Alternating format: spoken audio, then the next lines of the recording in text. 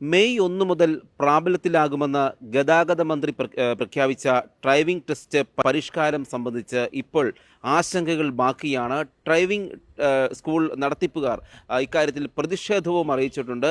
സാങ്കേതിക കാരണങ്ങൾ ഉയർത്തിക്കാട്ടിയാണ് അവർ ഇപ്പോൾ പ്രതിഷേധം പലയിടങ്ങളിൽ നിന്നും ഉയരുന്നത്. എറണാകുളം ജില്ലയിലെ ഡ്രൈവിംഗ് സ്കൂൾ ഓണേഴ്സ് അസോസിയേഷൻ്റെ പ്രസിഡന്റ് ശ്രീ ബാബു വർഗീസ് നമുക്കൊപ്പമുണ്ട്. അദ്ദേഹം ഈ കാര്യത്തെക്കുറിച്ച് പറയുകയാണ്. പ്രധാനമായും ഈ പരിശീലനത്തിനൊക്കെ നിങ്ങൾ ഒക്കെ തയ്യാറാണെങ്കിലും ഈ സാങ്കേതികപരമായിട്ടുള്ള ഒരു പ്രശ്നങ്ങൾ അതിപ്പോഴും ഒരു ചോദ്യചിഹ്നമായി നിൽക്കുകയാണല്ലേ? അത് വളരെ ശരിയാണത്. ഡ്രൈവിംഗ് പരിശീലനം ഒരു സാധാരണ മനുഷ്യർക്ക് ചെയ്യാൻ പറ്റുന്ന രീതിയിൽ ഏത് രീതിയിലുള്ള ഡ്രൈവിംഗ് ടെസ്റ്റ് വന്നാലും അതിന് പരിശീലിപ്പിക്കാൻ ഈ കേരളത്തിലുള്ള 95% ഡ്രൈവിംഗ് സ്കൂളുകാരും തയ്യാറാണ്. ഒരു 5% ആൾക്കാർ ഇങ്ങനെ അതിനെക്കുറിച്ച് കൂടുതൽ അറിയാൻ പാടില്ലാത്ത ആൾക്കാർ എന്തെങ്കിലുമൊക്കെ പറയുന്നേ ഉള്ളൂ. അതിന് ആർക്കും ഒരു പരാതിയില്ല. പരാതി ഉള്ളത് ഏതാണ്ട് 7000-ഓളം ഡ്രൈവിംഗ് സ്കൂളുകാർ ഈ കേരളത്തിലുണ്ട്. അവർക്ക് ഒരാൾക്കൊരു 2 വണ്ടി, പഴയ വണ്ടി ഒരു 2 വണ്ടിയെങ്കിലും 15 വർഷം കഴിഞ്ഞ വണ്ടി അവർക്ക് മിനിമം ഉണ്ടാവും. അങ്ങനെ വരുമ്പോൾ ഒരു 14,000 വണ്ടിയോളം അങ്ങോട്ട് കണ്ടം ചെയ്യാൻ മാറ്റി വയ്ക്കുക എന്ന് പറഞ്ഞാൽ സ്ക്രാപ്പ് ചെയ്യാൻ അത്രമാത്രമുള്ള സാമ്പത്തിക ശേഷി എല്ലാ ഡ്രൈവിംഗ് സ്കൂളുകാർക്കും ഇല്ല. അതുകൊണ്ട് അത് പ്രായോഗികമായിട്ട് ബുദ്ധിമുട്ടാണ്. 2 നിയമപരമായിട്ടും തെറ്റാണത്. കാരണം ആ വണ്ടി തുടർന്ന് 5 വർഷത്തേക്കിന് ഓടാനായിട്ട് എല്ലാ രീതിയിലുള്ള പരീക്ഷയും പാസ്സായി അതിന് ടാക്സ് 5 വർഷത്തേക്ക് അടച്ച് പുതുക്കിയെടുത്തിരിക്കുന്നതാണത്. ആ കാലാവധി വരെ ഓടാനായിട്ട് ഗവൺമെൻറ് അനുവദിച്ചിരിക്കുന്നതാണ്. അത് ഈ ഡ്രൈവിംഗ് സ്കൂൾ വണ്ടി പിന്നെ ഓടിച്ചു നടക്കാനുള്ള ഇത് പറ്റില്ല. അത് ഒരു വലിയൊരു നഷ്ടമാണ്. ഇത്രയും വലിയ സാമ്പത്തിക ബാധ്യത താങ്ങാൻ ഡ്രൈവിംഗ് സ്കൂളുകാർക്ക് ഇന്നത്തെ നിലയിൽ ബുദ്ധിമുട്ടാണ്.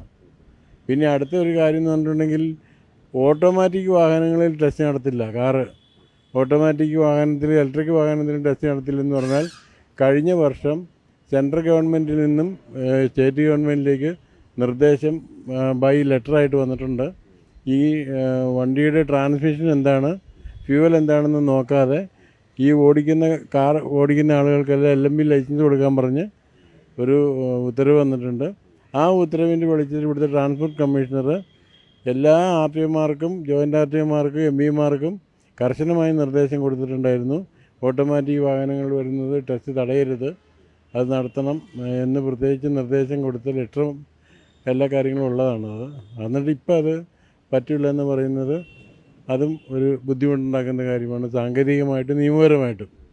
കാരണം ഇന്നത്തെ ജനങ്ങൾ കംപ്ലീറ്റും ഓട്ടോമാറ്റിക് കാറിലേക്ക്, വാഹനങ്ങളിലേക്ക് മാറി. കാരണം പണ്ടത്തെ പോലെയല്ല, ഓട്ടോമാറ്റിക് വാഹനങ്ങളാണ് ഇപ്പോൾ വളരെ ഈസി, ചിലവും കുറവ്. അതുകൊണ്ട് സ്ത്രീകൾ ഏറ്റവും ഇഷ്ടപ്പെടുന്ന ഓട്ടോമാറ്റിക് വാഹനങ്ങളാണ്. അപ്പോൾ അവർക്ക് ഓട്ടോമാറ്റിക് ലൈസൻസ് കിട്ടില്ല എന്ന് പറയുന്നത് ഒരു തെറ്റായ ഒരു രീതിയായിട്ടാണ് എനിക്ക് തോന്നുന്നത്.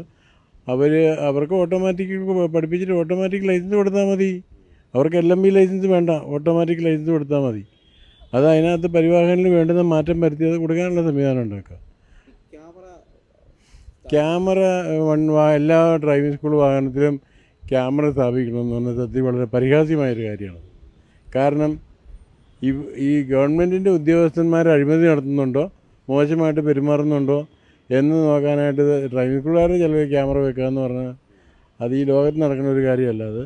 പിന്നെ മാത്രമല്ല, ഡ്രൈവിംഗ് പഠിപ്പിക്കുന്ന എല്ലാ വണ്ടിയിലും ക്യാമറയും ഫിറ്റ് ചെയ്യുക എന്ന് പറഞ്ഞാൽ അത് വലിയൊരു ബാധ്യതയാണത്. ഒരു ക്യാമറ കൊണ്ടുവന്നിട്ട് വേണമെങ്കിൽ ആ ക്യാമറ വേണമെങ്കിൽ ഞങ്ങൾ ഡ്രൈവിംഗ് സ്കൂളുകാർ പിരിവിട്ട് മേടിച്ച് കൊടുത്തേക്കാം. ഒരു ക്യാമറ കൊണ്ട് ഉദ്യോഗസ്ഥന്മാർ വരിക, അത് ആ വാഹനത്തിൽ ഫിറ്റ് ചെയ്യുക, ടെസ്റ്റ് നടത്തിയതിന് ശേഷം അത് അഴിച്ചുകൊണ്ട് പോവുക. അതുപോലെ ഈ ഗ്രൗണ്ട് ഒരുക്കുക എന്ന് പറയുന്നത് അത് വലിയൊരു ഗ്രൗണ്ട് ഒരുക്കാനായിട്ട് പ്രത്യേകിച്ച് ഓർഡറൊന്നും ഇട്ടിട്ടില്ലെങ്കിലും വാക്കാൽ മന്ത്രിയും എല്ലാവരും പറഞ്ഞ ഡ്രൈവിംഗ് സ്കൂളുകാർ ഇപ്പോൾ ഗവൺമെൻറ്റിൽ പൈസ ഇല്ലാത്തതിൻ്റെ സാഹചര്യത്തിൽ ഡ്രൈവിംഗ് സ്കൂളുകാർ തന്നെ ഗ്രൗണ്ട് ഒരുക്കി കൊടുക്കണം എന്നാണ് പറയുന്നത്. ഒരു ഗ്രൗണ്ട് ഒരുക്കാനായിട്ട് 5 ലക്ഷം രൂപയെങ്കിലും മിനിമം ചിലവുണ്ട്. അതൊന്നും താങ്ങാനുള്ള ബാധ്യത ഇന്നും ഡ്രൈവിംഗ് സ്കൂളുകാരിലില്ല. ഇനി അതല്ല, അതൊക്കെ വാടകയ്ക്ക് എടുത്ത് ബാധ്യതയായിട്ട് എടുത്താൽ നാളെ ആ ഉടമസ്ഥൻ പറയുക അതിനകത്ത് നടത്താൻ പറ്റില്ലെന്ന് പറഞ്ഞാൽ പിന്നെ അവനുമായിട്ട് കുസ്തി പിടിക്കേണ്ടവരും ടെസ്റ്റ് നിന്ന് പോകും. അതൊക്കെ സർക്കാർ തന്നെ, സർക്കാരിന് ഇഷ്ടംപോലെ സ്ഥലം, പുറമ്പോക്ക് ഭൂമിയൊക്കെ ഉണ്ടല്ലോ, ട്രാൻസ്പോർട്ടിന് തന്നെ നല്ല ഇഷ്ടംപോലെ കിടപ്പുണ്ട്. അവിടെയൊക്കെ ആയിട്ട് ഈ ഡ്രൈവിംഗ് ടെസ്റ്റിനുള്ള സംവിധാനം ഒരുക്കുകയാണ് വേണ്ടത്. ഇപ്പോൾ ഈ 30 പേർക്ക് മാത്രം ടെസ്റ്റിംഗ് ആയിട്ട് നിജപ്പെടുത്തിയിട്ടുണ്ട്. അത് തികച്ചും അശാസ്ത്രീയമാണ്. കാരണം ഇന്നിവിടെ ഈ ഡ്രൈവിംഗ് പഠിക്കുന്നത് ഒന്നൊരു തൊഴിലിന് വേണ്ടി പഠിക്കുന്ന ഇഷ്ടംപോലെ ആളുകളുണ്ട്. 2 വിദേശത്തേക്ക് പോകാനുള്ള പഠിക്കുന്ന ആൾക്കാരുണ്ട്. 3 ജോലി ഇപ്പോൾ നല്ല നല്ല കമ്പനികളിൽ ജോലി കിട്ടണമെങ്കിൽ ഈ കാറിൻ്റെയോ ടു വീലറിൻ്റെയൊക്കെ ലൈസൻസ് ഉണ്ടെങ്കിൽ ആ ജോലി കിട്ടുള്ളൂ. ഇങ്ങനെയുള്ള സാഹചര്യത്തിൽ 30 പേരായിട്ട് നിജപ്പെടുത്തിയാൽ ഒരാളൊരു ലേണേഴ്സ് എടുത്താൽ മിനിമം 2 വർഷമെങ്കിലും വേണ്ടി വരും അയാൾക്ക് ഡ്രൈവിംഗ് ടെസ്റ്റിന് പോകാനായിട്ട്. ഒരു ലേണേഴ്സ് ലൈസൻസിൻ്റെ വാലിഡിറ്റി 6 മാസമേ ഉള്ളൂ. അത് പിന്നെ പുതുക്കി അവർ ഈ 2 വർഷം വരെ കാത്തിരിക്കണം. അത് പിന്നെ അവർക്കിടെ തൊഴിൽ നഷ്ടമാണ്, കിട്ടാതെ പോവുകയാണ് ചെയ്യുന്നത്. അതുകൊണ്ടത് ശാസ്ത്രീയമായി തെറ്റാണത്. ഈ കയറ്റം ഇറക്കമൊക്കെ ഉള്ള ഒരു ഗ്രൗണ്ടുകൾ, പരിശീലന ഗ്രൗണ്ടുകൾ, അത് ഡ്രൈവിംഗ് സ്കൂളുകാർക്ക് അത് സ്ഥാപിക്കാൻ സാധിക്കുമോ, അല്ലെങ്കിൽ അത് സർക്കാർ തന്നെ അല്ലെങ്കിൽ ഗതാഗത വകുപ്പ് തന്നെ സ്ഥാപിക്കണമെന്നാണ് ആവശ്യപ്പെടുന്നത്? ഡ്രൈവിംഗ് സ്കൂളുകാർക്ക് ഒരിക്കലും അത് സാധിക്കില്ല. ആ ഡ്രൈവിംഗ് സ്കൂളുകാർക്ക് സാധിച്ചാൽ തന്നെ അവർ ഇത് ഗവൺമെൻറ്റിൻ്റെ ആയിരിക്കണമല്ലോ എന്ത് സാധനവും. അല്ലാതെ പ്രൈവറ്റ് ആണെങ്കിൽ ശരിക്കും കംപ്ലീറ്റ് പ്രൈവറ്റായിട്ട് പ്രൈവറ്റിലേക്ക് കൊടുക്കുക. അതല്ലാതെ ഈ ഡ്രൈവിംഗ് സ്കൂളുകാർ ഗ്രൗണ്ട് ഉണ്ടാക്കുന്നത് ശരിയായ നടപടിയല്ല. ഇനി പ്രത്യേകിച്ച് വേറൊരു കാര്യം കൂടെ ഉണ്ട്. ഒരു മോട്ടോർ സൈക്കിളും കാറും ലൈസൻസ് എടുക്കുന്ന ആളോട് 1455 രൂപ ഫീസ് കളക്ട് ചെയ്യുന്നുണ്ട് ഗവൺമെൻറ്. അപ്പോൾ ഇതുവരെയുള്ള പിള്ളേർ, അതായത് ലക്ഷക്കണക്കിന് പിള്ളേരോട് ഈ 1455 രൂപ ഫീസ് കളക്ട് ചെയ്തിട്ടുണ്ട്. അപ്പോൾ അവർക്ക് ഈ 1500 ഫീസ് അടച്ച് ഒരു ചുരുങ്ങിയ ചിലവിൽ പഠിച്ച ലൈസൻസ് കിട്ടുമെന്നുള്ളൊരു മുഖത്തോടു കൂടിയാണ് അവർ ഈ പൈസ മുടക്കിയിരിക്കുന്നത്. ഇപ്പോൾ ഈ പുതിയ സംവിധാനം വന്നപ്പോൾ അവർക്ക് ആ ടെസ്റ്റ് അപ്പിയർ ചെയ്യാനോ അറ്റൻഡ് ചെയ്യാനോ പറ്റാത്തൊരവസ്ഥയാണ്. വേണ്ടെന്ന് അവർ തീരുമാനിച്ച് പോവുകയാണെങ്കിൽ അവർക്ക് ഇത്രയും പൈസ നഷ്ടമാണ്. സാധാരണ ഇപ്പോൾ ഡൽഹിയിലൊക്കെ അവിടെയൊക്കെ 150 രൂപ ലേണേഴ്സിൻ്റെ ഫീസ് മാത്രമേ അവർ മേടിക്കുന്നുള്ളൂ. ഇവിടെ ലേണേഴ്സിൻ്റെയും ഡ്രൈവിംഗ് ലൈസൻസിൻ്റെയും ടെസ്റ്റിൻ്റെയും പോസ്റ്റൽ ഫീസ് വരെ മേടിച്ചെടുത്തിട്ട് അവർ നിർത്തിപ്പോയാൽ സർക്കാരിന് എന്താണ്? അത്രയും കാശുങ്ങളുടെ പോക്കറ്റിൽ കിടക്കും. അത് തെറ്റാണത്. ആ ലേണേഴ്സിൻ്റെ ഫീസ് മാത്രം മേടിച്ചെടുക്കുക, എന്നിട്ട് അവരെന്തെങ്കിലും ചെയ്യട്ടെ, എന്നിട്ട് ഈ ടെസ്റ്റിൻ്റെ കാര്യങ്ങളൊക്കെ പറയട്ടെ. മറ്റൊരു കാര്യം, ഇപ്പോൾ ഇവർ പറഞ്ഞതുപോലെ ക്യാമറ, ഗ്രൗണ്ട്, അങ്ങനെയുള്ള സംവിധാനങ്ങളൊക്കെ ഒരുക്കേണ്ടി നിങ്ങൾ വരുമ്പോൾ അത് കൂടുതൽ ഫീസ് തുക കുട്ടികളുടെ നിന്ന് മേടിക്കാനുള്ള സാഹചര്യം വരുമോ? തീർച്ചയായിട്ടും. അത് ഇപ്പോഴത്തെ ഒരു കണക്കിലൊരു 40,000 രൂപയ്ക്ക് മുകളിൽ ഫീസ് മേടിച്ചാലാണ് ഈ പറഞ്ഞ സംവിധാനങ്ങളൊക്കെ ഒരുക്കി ഒരു ഡ്രൈവിംഗ് ടെസ്റ്റ് നടത്താൻ പറ്റുള്ളൂ. ഈ 40,000 ഫീസൊന്നും അഫോർഡ് ചെയ്യാനായിട്ട് നമ്മുടെ ഈ കേരളത്തിനോ അല്ലെങ്കിൽ ഇന്ത്യക്കോ അതിന് മാത്രമുള്ള ജനങ്ങൾക്ക് അതിന് മാത്രമുള്ള സാമ്പത്തിക ശേഷിയോ കാര്യങ്ങളൊന്നുമില്ല. ഇപ്പോൾ സൗദി അറേബ്യയിലത്തെ UAE-ലെയും ഇംഗ്ലണ്ടിലെയും കഥകൾ പറഞ്ഞിട്ട് കാര്യമില്ല. അവിടെയുള്ള ആൾക്കാരെല്ലാം അതിനനുസരിച്ച് കാശും വരുമാനവും ഉള്ള ആളുകളാണ്.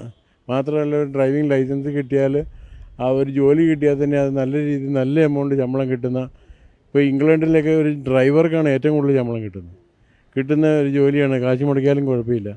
ഇവിടെ എന്ന് പറഞ്ഞാൽ ഇപ്പോഴും ഒരു ഡ്രൈവർക്ക് ഒരു 30,000 രൂപ മാക്സിമം കിട്ടാൻ പോകുന്ന ശമ്പളം 30,000 രൂപയാണ്. അപ്പോൾ അതിന് വേണ്ടിയിട്ട് ഇപ്പോൾ എല്ലാ ആൾക്കാരും എന്താണ് വലിയ പഠിത്തവും ജോലിയൊന്നും കിട്ടിയില്ല. ഒരു ഡ്രൈവർ ലൈസൻസ് എടുത്താൽ യൂബർ ഓടിച്ചിട്ടാണെങ്കിലും ജീവിക്കാം. ഇപ്പോൾ ഇവിടെ BTech പാസ്സായ പിള്ളേർ യൂബർ ഓടിച്ച് ഇഷ്ടംപോലെ നടക്കുന്നുണ്ട്. അങ്ങനെ ചിന്തിക്കുന്ന ഒത്തിരി ആൾക്കാരുണ്ട്. അവർക്കൊന്നും ഈ സാമ്പത്തിക ബാധ്യത താങ്ങാനുള്ള ശേഷി ഉണ്ടാവില്ല. പിന്നെ ഈ ഒരു ഡ്രൈവിംഗ് ടെസ്റ്റ് ഇത്ര വലിയ കാര്യങ്ങളൊക്കെ നടത്തിയാലൊന്നും ആൾക്കാർ ഓടിക്കാൻ പോണില്ല. ഈ പറഞ്ഞ രീതിയിലുള്ള ടെസ്റ്റ് നടത്തി ആ ഗ്രൗണ്ടിൽ ഈ gradient parking, zigzag, box parking, ഇതൊന്നും പഠിച്ചാലൊന്നും ആരും വണ്ടി ഓടിക്കാൻ പോകില്ല. എനിക്ക് 40 വർഷത്തെ എക്സ്പീരിയൻസ് ഉണ്ട് പഠിപ്പിച്ച്. അപ്പോൾ ശരിക്കും പറഞ്ഞാൽ പിള്ളേർ ഡ്രൈവിങ് പഠിച്ചിട്ട് കുറച്ച് വേറെ ഒരു വണ്ടിയിലോ, ഡ്രൈവിംഗ് സ്കൂളിൽ ഒരു വണ്ടിയിലോ അല്ലെങ്കിൽ ആരെങ്കിലും കൂടെയൊക്കെ ഇരുന്നിട്ടാണെങ്കിലും കുറച്ച് പ്രാക്ടീസ് എടുത്തിട്ട് വണ്ടി ഓടിക്കാൻ പറ്റുള്ളൂ. അതിപ്പോൾ ഏത് വലിയ ഇത് വന്നാലും അങ്ങനെ പറ്റുള്ളൂ.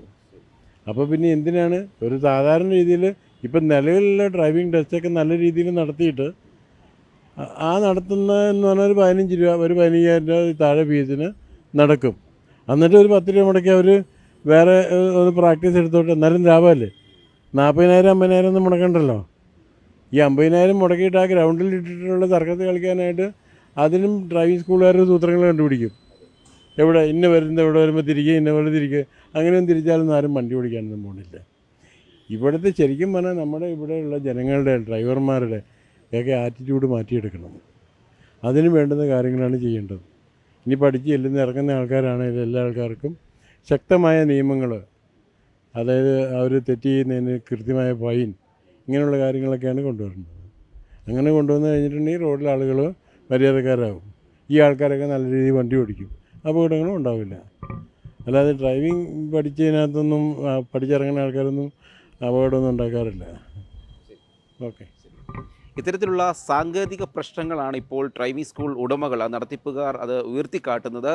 ഗതാഗത വകുപ്പ് മന്ത്രി പുതിയ പരിഷ്കാരങ്ങൾ ഏർപ്പെടുത്തുമ്പോൾ ഇപ്പോൾ ഈ സാഹചര്യത്തിൽ മെയ് 1 മുതൽ ഇത് വരുമ്പോൾ ഈ കാര്യങ്ങളൊക്കെ നടപ്പിലാക്കണമെങ്കിൽ അധിക തുക സാമ്പത്തിക ബാധ്യത അവരത് അന്വേഷിച്ച് കണ്ടെത്തേണ്ടി വരും. അങ്ങനെയെങ്കിൽ ഈ വിദ്യാർത്ഥികളുടെ അല്ലെങ്കിൽ പഠിക്കാൻ വരുന്നവരുടെ ഫീസ് കാര്യങ്ങളിൽ വരെ വർദ്ധിക്കാനുള്ളൊരു സാഹചര്യം ഉണ്ടാക്കുകയാണ് ഇപ്പോഴത്തെ സ്ഥിതിയിൽ ചെയ്യുന്നത്. ഈ കാര്യം കാട്ടിക്കൊണ്ട് പലയിടങ്ങളിൽ നിന്നും പ്രതിഷേധവും ഉയരുന്നുണ്ട്. ക്യാമറമാൻ വിവേക് ജീവനത്തിനൊപ്പം സിയർ ഷാം, ഫോക്കസ്.